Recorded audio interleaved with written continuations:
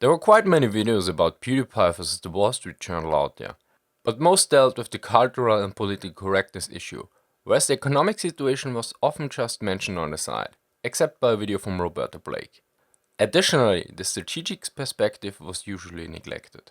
And I am assuming it was mostly motivated by strategic and economic factors, and merely the battlefield was a cultural one.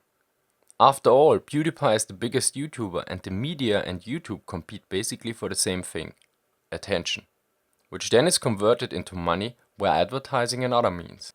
I originally cancelled this video, but new information was published that seems to indicate that the Wall Street Journal's article was a move in a far bigger operation or even campaign. Now, the title economic warfare may sound a bit extreme, yet taking a closer look, it is far less far-fetched than it seems. First, the scale of this issue is actually quite far-reaching. Of course, we are not dealing with countries, but at least one major media player is attacking the biggest YouTuber. As a result of this, major corporations like Disney and YouTube itself took major actions. Second, there are indications that the amount of coordination and resources used were far from minor. Third, it seems that the timing was deliberate and that it was not just some random article, but maybe part of a larger operation or even campaign. Fourth, the economic angle also allows to get a different perspective. Of course, there are clear differences. Whereas in regular war, one goal is often to occupy the enemy territory, in this case it's about gathering market share and political influence. Yet usually territory is only of interest for the resources it's holding. So in short, it is about resources. Maybe not steel and oil, but money and laws. Note that laws are usually used to support the status quo, only in rare cases to change it. Before we dig deeper, what is economic warfare? Economic warfare means all the measures designed to weaken the enemy's economy. Economic warfare further entailed attacks on the enemy's financial system and his transport and communication infrastructure at home and abroad. That included denying the access to vital international credit system and the blocking or expropriation of enemy-owned assets. The Wall Street Journal article resulted in broken contracts between Disney and PewDiePie, which is at least an indirect attack on his finances. Additionally, several business opportunities for him are probably off the table. Yet probably more important, YouTube dropped a series with PewDiePie that was almost finished and included the work of dozens, if not hundreds of people. This is what we know. Now what we don't know is how much other companies turned away from YouTube, reduced their budgets and/or other deals. But I think it is safe to assume that quite some money was pulled out or at least delayed going into YouTube. We should also not forget that in some countries far less money is spent into YouTube advertising than others. From what I know, Germany is especially trailing behind, which is also quite sensitive in the areas that the Wall Street Journal article covered. Now the whole issue is a bit dated, but meanwhile something very important happened. To quote The Guardian from the 17th of March 2017. A French advertising group that has clients including O2, EDF and Royal Mail has become the first of the major global marketing companies to pull all its ad spend from Google and YouTube. Havas, the world's sixth largest marketing services group, spends about £175 million on digital advertising on behalf of clients in the UK annually. The article also mentions that Google works hard to improve the various ads. Nearly 2 billion so-called bad ads and over 100,000 publishers were removed from AdSense, which serves the ads on YouTube and other pages. Additionally, serving ads on over 3 million YouTube videos was prevented. Now what is interesting here is that a lot of known media players and political institutions show up in the article. Google was forced to review its ad policies when the UK government joined a number of organizations including The Guardian, BBC, Transport for London in pulling advertising from Google and YouTube. Google has been summoned to the Cabinet Office. Furthermore, an investigation by the Times claimed that as well as taxpayer-funded ads from the government, ads from several media and retail companies including Channel 4, the BBC, Argos and L'Oreal also appeared alongside extremist content on Google and YouTube. You see what I mean? Which brings us to the next point: old versus new media. Note that the terms old and new media are less than ideal, but used for the sake of simplicity here. So simplified, the old media consists of established newspapers, TV, radio, magazines and similar information services, whereas the new media are computer games, social media and similar services. In general, the old media was rather negative or even outright hostile towards the new media, which is probably best visible when it comes to computer games, where the coverage was often biased or even slanderous. Of course, one aspect is the computer games are rather new, But there's another aspect that Total Biscuit pointed out quite a while ago, namely that there's a direct competition, because when you play a computer game you usually don't watch TV, or when you have YouTube you might skip the news program. Computer games offered something the old media couldn't compete with, interactivity, and lately social media added authenticity and other aspects that the old media can't properly compete with. This is one of the reasons why TV and newspapers were always a bit, let's be very diplomatic here, critical about computer games for instance. And isn't it quite interesting that Anita Sarkeesian is lauded by the old media? Probably just a weird coincidence.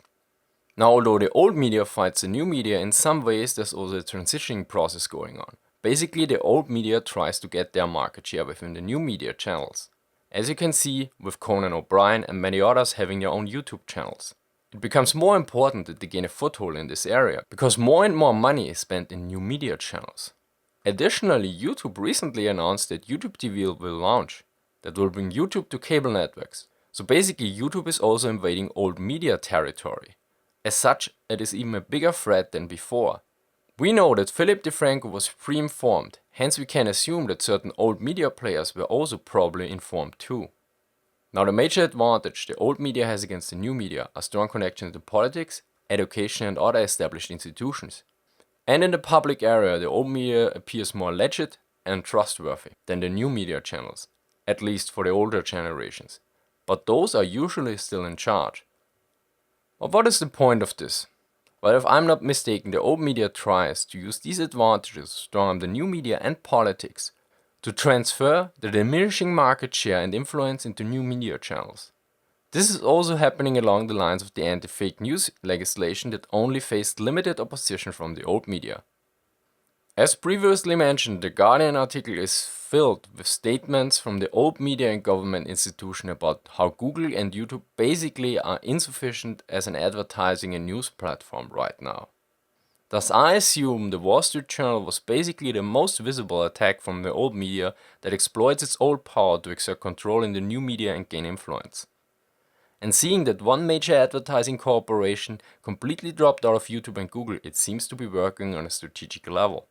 Because there's another aspect we should not forget. Although it was all over YouTube just a few months ago, some might have forgotten about it. Namely, the YouTube advertiser-friendly content guidelines. You know, those that get videos demonetized. These guidelines were already introduced in 2015. Yet although they were covered quite early by Monday Matt and others, the majority of major YouTubers ignored them until summer 2016. Because it seems that they weren't affected by them or didn't notice. Why are they important? Well, these guidelines were one approach by YouTube to showing advertising companies that they've grown up, and that YouTube was a trustworthy or advertiser-friendly platform. To conclude, the Wall Street Journal, by claiming that the biggest YouTuber makes anti-Semitic jokes without facing any backlash from YouTube, was an attack by the old media to discredit YouTube as a platform, as a company, and to a certain degree its whole community.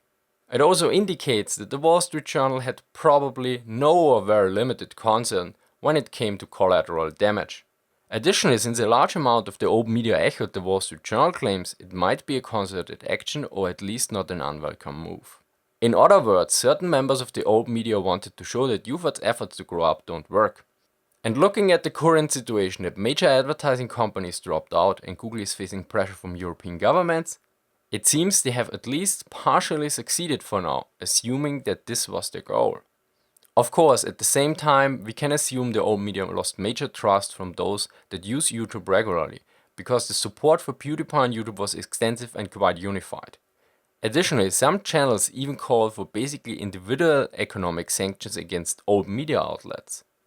In short, I think the Wall Street Journal article against PewDiePie was not motivated by political correctness, but was a deliberate attack to discredit PewDiePie as a creator and YouTube as an advertising platform.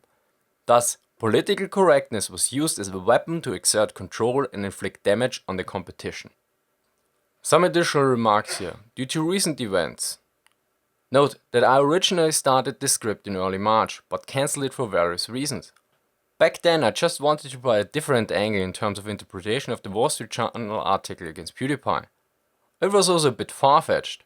Yet when the Guardian article from March 17th indicated that my original assumption was supported by various government and corporate actions, I revived the script.